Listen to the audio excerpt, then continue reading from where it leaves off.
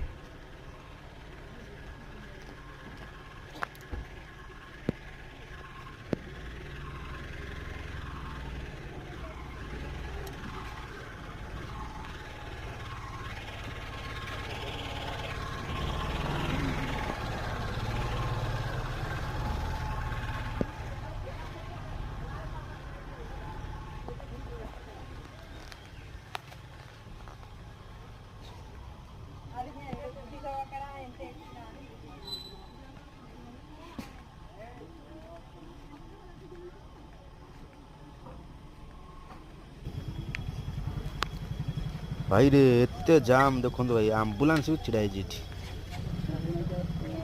प्रबल लोक